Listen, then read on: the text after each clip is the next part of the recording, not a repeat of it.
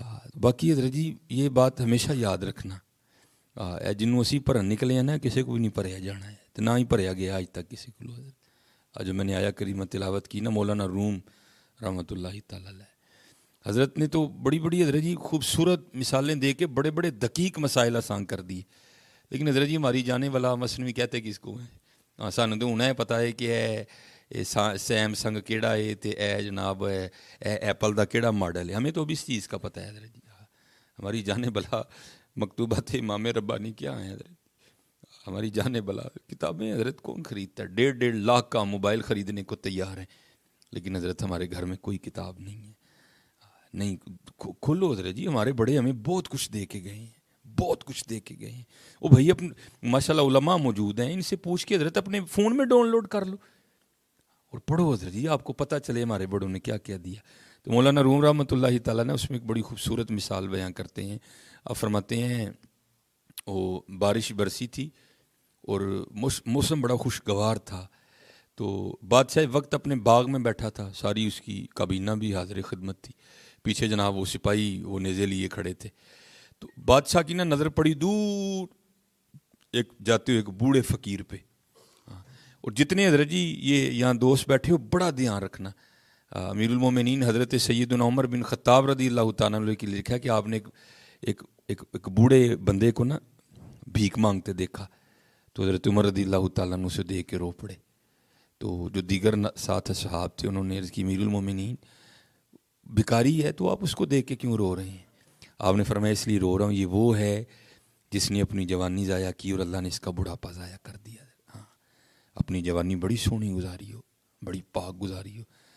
بڑھاپا حضرت تو یہ جو جوانی چ لاؤ گے نا تو بڑھے ہو گے وہی بڑھنا ہے حضرت.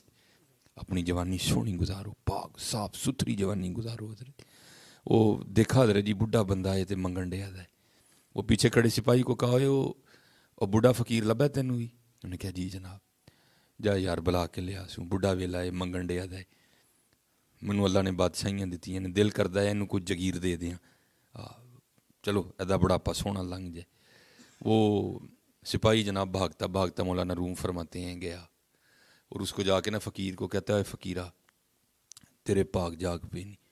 انہوں نے کہا کیوں کی ہوا ہے.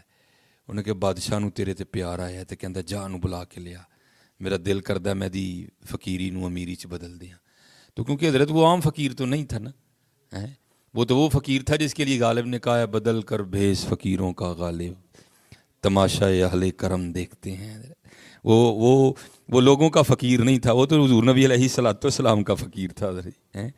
اس نے کہا بھائی اپنے بادشاہ کو جا کے کہے تجھے تیری بادشاہی سلامت مبارک اوے ہمیں فقیر ہی رہنے دے. اس نے کہا گل سن بھائی بادشاہ کے مزاج کے خلاف بات نہ کر تیرا بھی سر اتروا دے گا میرا بھی اتروا دے گا جو کہنا چل کے اس کو کہے. وہ فقیر آ گیا. بادشاہ نے بھی فقیر کو وہی بات کہی اوے بڈھے ویلے منگن ڈیا ہے میرا دل کردا ہے میں تیری فقیری نو میری چ بدل دیاں مانگ کی منگنا ہے. اس نے کہا حضور اللہ آپ کی بادشاہیاں سلامت رکھے مجھے فقیر ہی رہنے دے. وہ کسی نے کہا تھا نا تھوکتے نہیں وہ تخت سکندری پر بستر لگا ہوا آقا جن کا تیری گلی میں حضرت جن کو پتہ ہو کہ فقیری کے کیا مزے ہیں وہ تو تھوکتے بھی نہیں حضرت. لیکن بادشاہ تھا نا بات مزاج کے خلاف ہوئی غصہ آ گیا. اس کو کہتا ہوں میں جو کہہ رہا ہوں مانگ تو کون ہوتا ہے انکار کرنے والا مانگ. اس نے کہا حضور رہن دو نہ چھیڑو سانو ساڑے حال تے رہن دیو. انہوں نے کہا نہیں میں جو کہہ رہا ہوں مانگ تو کون ہوتا ہے انکار کرنے والا. وہ مولانا روم فرماتے ہیں جو اس کے ہاتھ میں کشکول تھا نا فقیر کے وہ اس کے آگے کر کے کہتا ہے چل یار تو ان کی دینا ہے سانو اے میرا کشکول ہی بھر دے.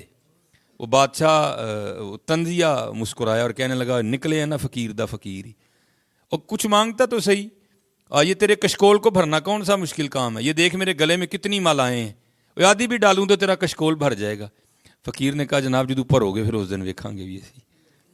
وہ مولانا روم فرماتے ہیں اس نے بادشاہ نے نا وہ اپنی گلے سے اتار کے آدھی وہ جو مالائیں تھیں اس کے کشکول میں ڈالی لیکن نہیں بھرا گیا. باقی بھی ڈالی نہیں بھرا گیا. وہ ساتھ وزیر کھڑا تھا اس کو کہا تم ہی پا جو کو جائے. انہوں نے بھی پایا نہیں بھری گئی. نال دے نے کہا تم ہی پا نہیں بھری گئی.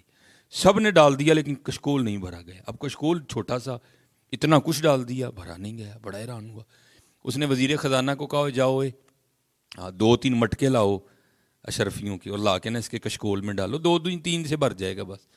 مولانا روم فرماتے ہیں 2-3 سے کیا بھرنا تھا, بادشاہ کا سارا خزانہ فقیر کے کشکول میں ڈال دیا, بھرا پھر بھی نہیں گیا. بادشاہ نے بھی سمجھ آ گئی کہ میں کسی بڑی شے میں چھیڑ بیٹھا. معافی مانگ کے کہتا ہے حضور معافی دے دیو, غلطی ہو گئی. مسکرا کر کہنے لگے جا شکر کر, میں نے ابھی تجھ سے کچھ مانگا ہی نہیں مانگا تو تیرا یہ حال ہو گیا, اگر کچھ مانگ لیتا تو پھر تیرا کیا بننا تھا. شکر کر, میں نے ابھی تجھ سے مانگا ہی نہیں ہے کچھ بھی. وہ بادشاہ حضور معافی, اس کو کشکول دے کے کہا جا انہوں خزانے 'چ واپس لد آیا جا کے.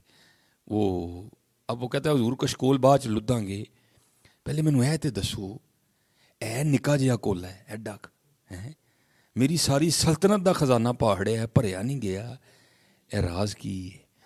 تو مولانا روم اب سبق لکھنے لگے ہیں. مولانا روم آپ فرماتے ہیں بادشاہ سلامت,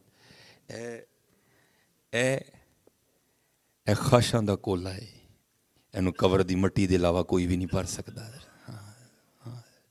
اے جڑا حضرت اینو بھرن نکل پیا, کتنے بھریا جانا حضرت, اے خاشاں دا کاسا ہے حضرت.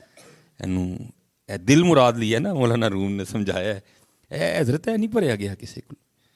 اللہ کو متکاسر اور حتی زرتم المقابر, نہیں حضرت اینو نہ پڑھو حضرت جی, اے نہیں یہ بھریا گیا. خواہشیں ایسی کہ ہر خواہش پہ دم نکلے مگر میرے دل کے ارماں بڑے کم نکلے.